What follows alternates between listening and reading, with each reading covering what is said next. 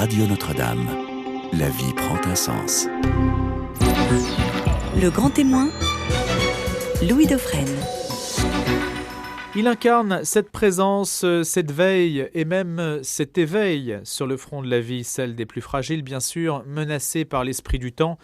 Armé de sa bonne foi et de sa foi tout court, Tugdual d'Herville est bien connu, si vous nous écoutez régulièrement bien sûr, et puis si vous êtes au courant de toutes ces questions qui intéressent au premier chef l'Église. L'affaire Lambert a pu mettre en valeur encore une fois des thématiques qui nous sont, c'est vrai, assez chères, et puis les questions de fin de vie qui vont revenir devant les représentations nationales. Il y a eu l'Assemblée nationale et le Sénat bientôt.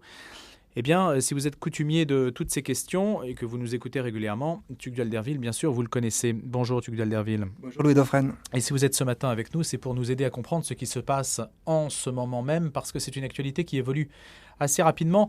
La première question que je vous poserai avant de voir certaines choses liées à l'affaire Lambert, mais liées aussi à d'autres sujets, au mouvement social de 2013, où vous avez occupé un rôle tout à fait éminent. Et la première question, c'est de vous dire, est-ce qu'on a l'impression qu'on vit quand même aujourd'hui une période, et c'est un mot qui revient souvent dans votre bouche, de mutation. Est-ce que vous avez le sentiment que vraiment on est en train de muter aujourd'hui ? Oui, je crois qu'il y a quelque chose d'extraordinaire qui s'est passé et qui se passe encore en France, parfois moins visible, mais dans une grande profondeur, dans l'humus de la société. Et face à des défis extraordinaires, face au fond aux limites auxquelles l'humanité se heurte, il y a comme un appel à du sens, à un supplément d'âme, à une solidarité entre personnes. Et je crois qu'aujourd'hui, nous sommes dans un temps de grande fécondité derrière et au-delà de l'apparente aridité d'une culture qui se déconstruit. Il faut des constructeurs ou des reconstructeurs. En tout cas, il faut organiser cet avenir. Et dans une société en perte de sens, ceux qui sont héritiers, je dirais, d'une anthropologie vraiment solide, ont d'une certaine manière une responsabilité majeure qui est celle d'éveiller les consciences et d'ouvrir des chemins nouveaux face à des défis qui sont absolument inédits. Je pense aux biotechnologies, je pense bien sûr aux défis environnementaux et qui se rejoignent désormais. C'est aussi, je crois, une des mutations essentielles qui va rapprocher des camps qui paraissaient peut-être irréconciliables. C'est que le défi environnemental est désormais un défi biotechnologique et que ceux qui s'intéressent à l'environnement ne peuvent désormais qu'aller vers un souci de l'homme et de sa nature elle-même. Et donc là, il y a, je crois, des changements de paradigme qui font que des digues se brisent, que des dialogues se nouent qui peut-être étaient impossibles il y a quelques années seulement. Donc il y aurait deux mutations de deux types différents. La première, c'est celle qui consisterait à outrepasser les limites, à aller vers cet homme augmenté. Et puis la deuxième mutation, c'est celle qui consisterait à prendre conscience de cette réalité, à rapprocher des personnes qui n'étaient pas forcément dans les mêmes considérations. Oui, c'est-à-dire qu'au fond, on s'aperçoit que nous traversons, je pense que nous en sommes conscients, nous sommes confrontés à de nouvelles grandes peurs. Et l'humanité, c'est parfois définie par ces grandes peurs, peur des invasions, peur de la peste, peur de la bombe démographique, disait-on, peur du nucléaire, etc. Et là, on est sur des peurs très fondamentales. C'est est-ce qu'on va léguer une planète habitable ? Est-ce qu'on va léguer une humanité à cette planète qui soit cohérente, qui bénéficie des éléments de patrimoine de l'humanité dont on a tous bénéficié, d'être engendré d'un homme et d'une femme, de naître d'une femme. Tout ça, ce sont des éléments qui jettent un trouble. Et face à de tels défis, eh bien, la créativité et au fond, la réponse de la créativité, de l'amour, cette anthropologie du don qui définit l'homme, c'est cela qui est mis au défi. Donc une société face à des limites, face à la rareté, quand on a conquis l'ensemble du territoire et qu'on se retrouve à devoir partager, soit on exclut les plus faibles, soit au contraire, on organise cette solidarité. Et je pense que là, c'est l'alternative face à laquelle nous nous trouvons et qui, au fond, est assez magnifique si on regarde au-delà du catastrophisme peut-être ambiant, si on le regarde comme un défi d'inventivité de l'amour. Là, il y a quelque chose d'extraordinaire et une très belle responsabilité pour l'humanité et pour ceux qui peut-être assument une sorte de responsabilité politique par rapport à ces sujets. Est-ce que vous diriez, Tugdual d'Herville, vous-même, pour continuer sur ce thème de la mutation, est-ce que vous diriez vous-même que votre combat a un peu muté en allant des questions strictement de la vie, des plus fragiles, aux questions de l'environnement, de l'écologie, comme a pu l'illustrer votre débat avec Nicolas Hulot? Oui, je crois que la vie de l'être humain qui ne se connaît que par des rencontres avec autrui, à commencer par sa propre famille, eh bien, effectivement, évolue au fur et à mesure qu'on entend ce que j'ai envie d'appeler des prophètes, même si je ne partage pas toute leur peut-être idéologie parfois. Et effectivement, j'ai pris conscience au fil des années de l'immense cohérence d'avoir le souci, au fond, de la création dans toutes ses composantes. Bien sûr, en assumant justement, et il n'y a qu'un homme ou une femme pour le dire, les animaux ne pourraient pas s'exprimer de la sorte, en assumant cette responsabilité de l'humanité dans la gouvernance de cette création. Et donc il y a une cohérence absolue, hein. L'homme fait partie de la nature. Sans la nature, l'homme ne peut exister. Et il a cette magnifique responsabilité de la jardiner. Et donc je crois que effectivement, tous ces lanceurs d'alerte méritent d'être entendus, une fois peut-être qu'on est capable de trier ce qui, dans ces alertes, relève peut-être un catastrophisme qui manque d'espérance, et de ce qui appelle au contraire à donner du sens. Qu'est-ce que vous avez trouvé justement dans les propos de Nicolas Hulot de ce qui mérite d'être en quelque sorte conservé, trié, et de ce qui ne mérite pas de l'être? Moi, je ne suis pas forcément capable... disons techniquement, hein, de voir ce qui relève de certaines peurs irraisonnées et de ce qui relève d'une vraie alerte. Mais ce qui est vrai, c'est que désormais, l'homme a la capacité de détruire la planète. Et il l'a depuis un moment déjà.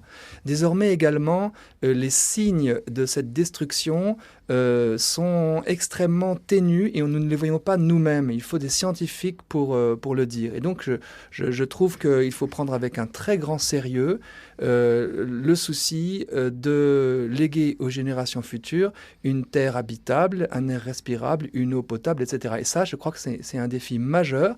Et après, ce que peut-être je regrette, c'est que les lanceurs d'alerte de l'écologie environnementale, pour beaucoup d'entre eux, n'ont pas intégré le souci entier de la personne humaine. Et effectivement, on peut les prendre, et ça serait peut-être ma tentation, en flagrant délit d'incohérence, si d'un certain côté on veut protéger la planète, mais que d'un autre on ne s'associe pas à ceux qui se désolent de voir que, par exemple, j'utilise exprès à dessein des exemples très lointains pour toucher le plus grand nombre, qu'en Chine et en Inde, il manque 100 millions de femmes par le tri anténatale. Donc évidemment, en termes d'écologie, on peut s'interroger sur un tel déséquilibre, ne serait-ce que sur le plan de l'équilibre de la pyramide des âges. Et ceux qui lancent des alertes environnementales absolument nécessaires se sentent obligés, je pense, de faire silence sur ces sujets qui fâchent, surtout si on les aborde du côté franco-français, avec par exemple un eugénisme extrêmement fort dans notre société qui est assez effrayant, effectivement. Eh bien, s'ils trient dans leurs priorités, s'ils donnent l'impression que finalement, peu importe l'homme, alors que je pense qu'ils ont souci de l'homme, eh bien, ce n'est pas convaincant. Puis par ailleurs, je pense que j'ai entendu Nicolas Hulot, j'en ai parlé avec lui, attendre du pape François dans sa prochaine encyclique 18 juin. Voilà, qu'il corrobore ses intuitions, ses alertes. Et je pense qu'il y a quelque chose comme une désespérance qui saisit certains lanceurs d'alerte alors qu'ils ne sont pas animés d'un émerveillement sur la capacité de l'homme justement à se dépasser et à se donner. Et du coup, le risque, c'est qu'on aboutisse à des systèmes de carottes et de bâtons, à des systèmes un peu infantilisants, au lieu de faire confiance, c'est ce qu'on essaie de faire dans le courant pour une écologie humaine, de faire confiance aux hommes pour qu'ils prennent en main leur destin et qu'ils se responsabilisent. Je ferai la comparaison avec l'éducation des adolescents, par exemple. Si on ne cesse de rabrouer un jeune en lui faisant remonter toutes les limites, toutes ses errances, qui sont propres aussi à l'adolescence, ça peut l'écraser plutôt que de lui donner envie de construire sa vie. Donc je crois qu'il est important de montrer que l'humanité est capable de dépasser ses égoïsmes et qu'effectivement, de ce point de vue, la dimension spirituelle, voire religieuse, la dimension spirituelle de ce qui fait, d'une certaine manière, l'homme est absolument précieux. Et je crois que c'est ce qu'on est en train de découvrir, c'est cette dimension spirituelle, peut-être même, qui inconsciemment anime un lanceur d'alerte comme Nicolas Hulot. Et puis peut-être que COP21 donnera l'occasion de rapprocher justement des personnes qui ne l'étaient pas jusqu'à présent. Tugdual Derville, délégué général de l'Alliance Vita, vous êtes avec nous jusqu'à 8h30. C'est à Saint-Mexan, dans les Deux-Sèvres, que vous voyez le jour en 1962. Fils de militaire, vous grandissez dans une famille catholique. À 2 ans, vous découvrez une fascination pour la complexité du monde animal et sa diversité, en particulier pour les insectes. À 4 ans, vous collectionnez les plumes. Explication ? J'étais passé de la campagne à Paris avec ma famille et il y avait des pigeons et donc mes parents me laissaient ramasser des plumes de pigeons qui me fascinaient. Elles sont plus belles que les pigeons, sont assez divers dans leur plumage, donc c'est assez intéressant. Mais vous êtes un connaisseur ?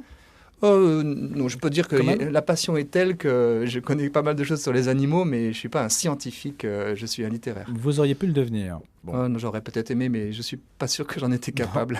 Rêveur et mélancolique, votre parcours scolaire est en dents de scie, sans doute, et vous le découvrirez plus tard parce que vous êtes dyslexique. Vous avez 19 ans et demi lorsque vous décrochez le bac, un échec qui, dites-vous, vous a prémuni contre les jugements et les étiquetages hâtifs qui sont bien souvent de l'ordre de la toute-puissance. À 20 ans, vous faites une rencontre déterminante à Lourdes. Vous êtes alors brancardier volontaire et vous vous occupez d'un petit garçon d'une dizaine d'années. Il s'appelle Cédric.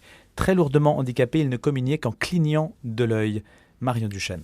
Avec Cédric, j'ai compris ce que signifiait la dignité humaine, raconte Tugdual Derville.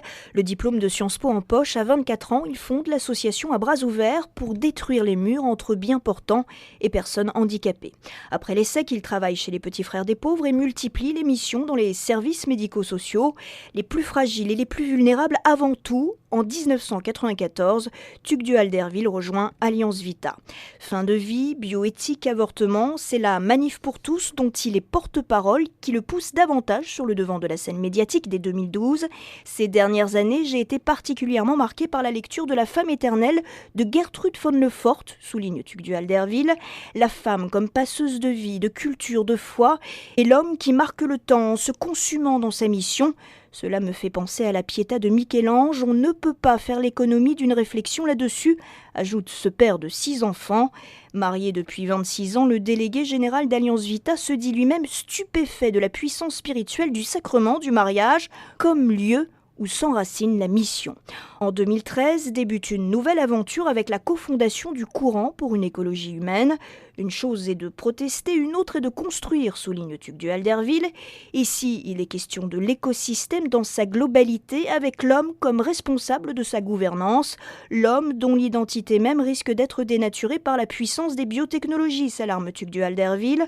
Un courant métapolitique donc, qui promeut l'anthropologie du don, l'ouverture à tous, croyants ou non, et un mot-clé, la bienveillance, veiller au bien. La bienveillance est désarmante, elle tire vers le haut, dit-il. C'est une non-violence intérieure. Pour Tugdual Derville, qui a souvent pris des coups de ses adversaires, c'est même une véritable ascèse. L'homme s'assume pleinement comme un responsable politique, mais pas question pour le moment d'engagement partisan. J'ai déjà eu des propositions, aucune ne répond à mon appel intérieur, et puis la compromission, je n'en suis pas capable. Tugdual Derville n'en reste pas moins disponible au changement.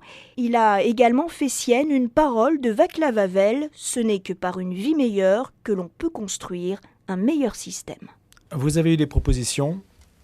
Oui, à l'époque, notamment des Européennes, on était, je dirais, assez nombreux à être sollicités parce que la France est extrêmement sensible à la rue. Et c'est dans la rue que se forgent les convictions, c'est dans la rue aussi que montent les compétences démocratiques. C'est assez étrange, mais c'est l'histoire de notre pays. C'est aussi malheureusement dans la rue souvent que la violence se déploie au sein même de notre communauté nationale. Mais je crois que progressivement, je me suis dit, et notamment en lisant effectivement des dissidents tchécoslovaques, je pense à Václav Benda aussi, qui a écrit Police parallèle, que nous devions tous assumer notre dimension politique et que... Mais vous avez refusé. Voilà, j'ai refusé, oui. Mais j'ai refusé, mais j'assume pleinement que nous sommes, je nous associe tous, auditeurs et moi-même, des responsables politiques dans notre action. À nous d'agir politiquement, au sens pour la cité. À nous d'occuper, c'est ce que disait Václav Benda à l'époque du totalitarisme communiste de son temps, à nous d'occuper toutes les sphères que le pouvoir laisse vacants Et de ce fait, bien sûr, il y a une traduction partisane peut-être un jour ou l'autre pour tel ou tel. Et je salue tous ceux qui s'engagent en politique de manière directe en sollicitant des mandats électoraux. Mais déjà, en agissant, en fondant des structures sociales, humanitaires, en rassemblant...